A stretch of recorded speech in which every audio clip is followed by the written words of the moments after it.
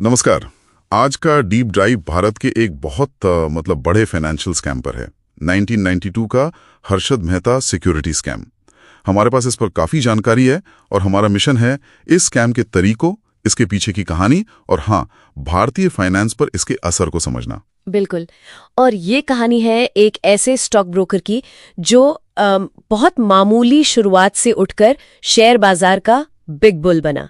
लेकिन फिर वही आदमी देश के सबसे बड़े वित्तीय धोखे का मास्टरमाइंड भी कहलाया। शुरुआती अनुमान अगर देखें तो करीब 4000 से 5000 करोड़ का घोटाला था ये, जिसने उस समय के भारतीय बैंकिंग और स्टॉक मार्केट सिस्टम की, आप कह सकते हैं, सारी कमजोरियां खोलकर रख दी। चलिए इसे परत दर परत खोलते हैं फिर। हर्षद मेहता वो गुजरात के एक छोटे कस्बे से मुंबई आए थे, है ना? काफी संघर्ष किया। हाँ बिल्कुल। और फिर 1980s में अपनी ब्रोकरेज फर्म शुरू की, Gromo research and asset management. और 1990 आते आते तो वो मीडिया में छा गए थे। बिग बुल, स्टॉक मार्केट के अमिताभ बच्चन, ऐसे ना। हाँ, और उनकी लाइफस्टाइल भी, उसकी तो खूब चर्चा थी। वर्ली में वो समुद्र किनारे बड़ा सा पेंट हाउस जिसमें swimming pool, mini golf course सब था, महंगी गाड़ियां। अच्छा। हाँ, तो इस मीडिया कवरेज ने उन्हें करिश्माई छवि दी और इससे निवेशकों का भरोसा भी काफी बढ़ गया। और एक दिलचस्प बात यह भी है, जैसा आपने कहा, कि उस दौर में इनसाइडर ट्रेडिंग वो गैर कानूनी नहीं थी। हाँ, सिर्फ अनैतिक मानी जाती थी। बिल्कुल, सिर्फ नैतिक रूप से गलत। तो इसका फायदा भी मेहता ने उठाया। अच्छा, तो यहाँ ये वाकई दिलचस्प हो जाता है। ये पूरा स्कैम आखिर काम कैसे करता था? क्या तरीके अपनाए गए? मोटे तौर पर देखें तो दो मुख्य तरीके थे। पहला था बैंकिंग सिस्टम के एक बड़े लूप होल का फायदा उठाना। Loop hole? कैसा लूप होल? उस समय बैंक्स सीधे शेयर बाजार में पैसा नहीं लगा सकते थे, ये नियम था।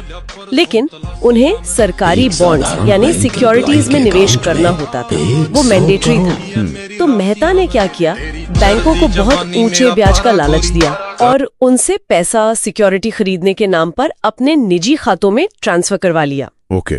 और फिर उस पैसे का क्या? उस पैसे से उन्होंने कुछ चुनिंदा कंपनियों के शेयरों में अंधाधुंध खरीदारी की, जैसे एसीसी, स्टरलाइट इंडस्ट्रीज, वीडियोकॉन। अच्छा। इससे क्या हुआ कि इन शेयरों की कीमतें आसमान छूने लगी। एसीसी का शेयर जो 1991 में करीब 200 रुपए का था, वो कुछ ही महीनों में लगभग 9000 रुपए तक पहुंच गया। 9200 से? हाँ, सोचिए, करीब 4400% की बढ़ोतरी। बाप रे। फिर बढ़ी हुई कीमतों पर शेयर बेचकर बैंकों का पैसा ब्याज समेत लौटा दिया और बाकी सारा मुनाफा वो अपने जेब में। ये तो कमाल का तरीका निकाला। इसको सही ठहराने के लिए भी उन्होंने कुछ कहा था, शायद कोई थ्योरी। हाँ, उन्होंने अपनी एक रिप्लेसमेंट कॉस्ट थ्योरी पेश की थी। उनका तर्क था कि किसी कंपनी के शेयर की असली कीमत वो होनी चाहिए जो उस कंपनी को आज की तारीख में दोबारा बनाने में लगे। अच्छा। मौजूदा भाव नहीं, मौजूदा बाजार भाव ने। ये सुनने में कुछ लोगों को आकर्षक लगा, पर असल में ये कंपनियों के मुनाफे, मैनेजमेंट, भविष्य की संभावनाएं, इन सब जरूरी चीजों को बिल्कुल नजरअंदाज करता था, जिससे वैल्यूएशन वो बेतहाशा बढ़ गए थे। समझ गया। ये तो हुआ एक तरीका, लेकिन कहानी में एक और बड़ा मोड़ था। वो बैंक रसीदों वाला मामला है ना, बीआर फ्रॉड। बिल्कुल, वो दूसरा और शायद ज्यादा कहना चाहिए गंभीर तरीका था, बैंक रसीद यानी बीआर फ्रॉड। उस समय बैंक आपस में सरकारी बॉन्ड्स खरीदने बेचने के लिए अक्सर रेडी फॉरवर्ड या आरएफ डील करते थे। इसमें कई बार असल बॉन्ड्स के बदले सिर्फ एक रसीद यानी बीआर दी जाती थी। वो एक तरह की गारंटी होती थी कि बॉन्ड बाद में मिल जाएंगे। ओके।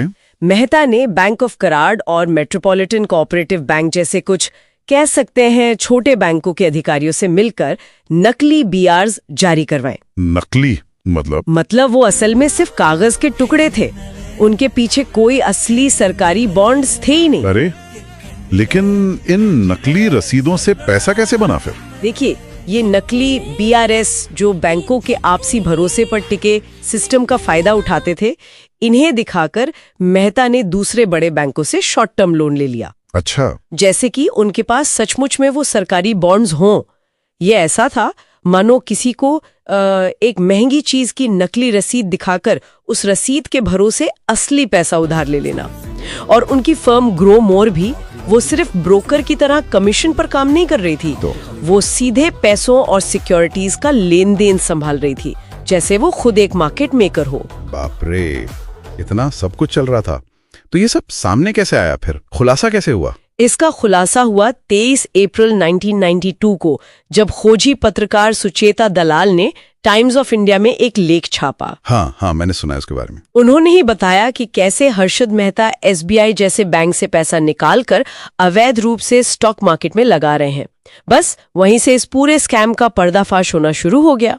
और इसका असर कितना भयानक था बाजार पर, आम लोगों पर? कि मार्केट कैप में करीब 1 लाख करोड़ का नुकसान हुआ उस वक्त। बैंकिंग सिस्टम को सीधे सीधे लगभग 4,000 करोड़ का झटका लगा। 4,000 करोड़? हाँ, और लाखों छोटे निवेशक, उनके तो जमा पूंजी डूब गई, सिस्टम पर से भरोसा ही उठ गया। बाद में टेंटेड शेयर्स का मुद्दा भी आया था। टेंटेड शेयर्स, वो क्या था? उसमें वो बेचारे निर्दोष निवेशक फंस गए, जिन्होंने अनजाने में वो शेयर खरीद लिए थे, जो कभी ना कभी इस घोटाले से होकर गुजरे थे। उन्हें अपने ही शेयर बेचने में दिक्कत आने लगी। ओहो, तो क्या इसके लिए सिर्फ हर्षद मेहता ही जिम्मेदार थे, या फिर सिस्टम में भी बहुत ही खामियां थी कि ऐसा कुछ हो पाया? देखिए, मेहता और उनके भाई तो मुख्य आरोपी थे ही, इसमें कोई शक नहीं, लेकिन ये एक सिस्टमिक विफलता थी पूरी तरह से। इसमें कई बड़े banks, SBI, National Housing Bank, NHB, Standard Chartered, ANZ Grindlays, Citibank. अरे वाह, बड़े नाम है ये तो। हाँ, और बैंक ऑफ कराड़ जैसे छोटे बैंक भी शामिल पाए गए या उन पर मिलीभगत के आरोप लगे। कई बैंक अधिकारी, दूसरे ब्रोकर्स और यहाँ तक कि कुछ राजनेताओं पर भी उंगलियां उठी। पी चिदम्बरम, जो उस समय वाणिज्य राज्य मंत्री थे, उन्हें इस्तीफा देना पड़ा था। तत्कालीन आरबीआई गवर्नर एस वेंकटरमणन की भूमिका पर भी सवाल उठे थे। तो यह दिखाता है कि कई स्तरों पर या तो मिलीभगत थी या फिर निगरानी में भारी चूक थी। इतने बड़े झटके और भरोसे के टूटने के बाद क्या कुछ ठोस बदलाव हुए? क्या सबक सिखा गया इससे? हाँ, बिल्कुल। इस स्कैम ने, आप कह सकते हैं, भारत के फाइनेंशियल रेगुलेशन में एक तरह की क्रांति ला दी।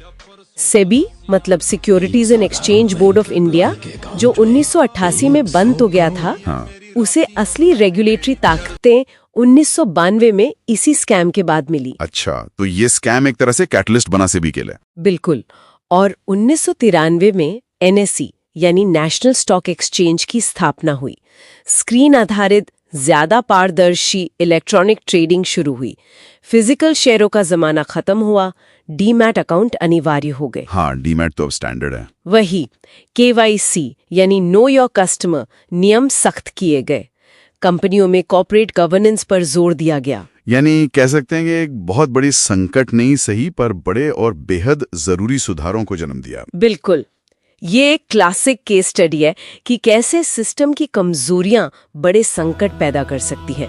हालांकि ये भी सच है कि इसके बाद भी केतन पारेख स्कैम हुआ। हाँ, वो भी सुना है। जो कभी मेहता के साथ ही काम करते थे। फिर सत्यम कंप्यूटर्स जैसा बड़ा स्कैम हुआ। तो ये याद दिलाता है कि नियम और टेक्नोलॉजी कितने भी सुधार जाएं, बाजार में धोखाधड़ी के नए तरीके निकल ही सकते हैं। इसलिए लगातार निगरानी, सतर्कता वो हमेशा जरूरी है। तो संक्षेप में कहें तो हर्षद मेहता स्कैम एक व्यक्ति द्वारा सिस्टम की कमजोरियों के भयानक शोषण की कहानी है। इसने एक अभूतपूर्व संकट पैदा किया, लेकिन आखिरकार इसने भारत के वित्तीय बाजारों को आधुनिक बनाने की प्रक्रिया को तेज कर दिया। हाँ, तो रेगुलेशन, टेक्नोलॉजी और निवेशक सुरक्षा में जो बड़े बदलाव तब हुए, आज का भारतीय बाजार काफी हद तक उन्हीं की नींव पर खड़ा है। बिल्कुल सही। और यहाँ एक विचार छोड़ जाते हैं हम सबके लिए। आज के इस आधुनिक तकनीकी रूप से इतने उन्नत और रेगुलेटेड सिस्टम में भी क्या ऐसी अनदेखी कमजोरियां या फ्रॉड के ऐसे नए तरीके हो सकते हैं जिनका गलत फायदा उठाया जा सके? सोचने वाली बात है। जैसे जैसे बचाव के तरीके विकसित होते हैं, क्या धोखाधड़ी के तरीके भी उतने ही या शायद ज्यादा शातिर नहीं हो जाते? ये निरंतर सतर्कता क्यों इतनी जरूरी है? ये सवाल हमेशा प्रासंगिक रहेगा।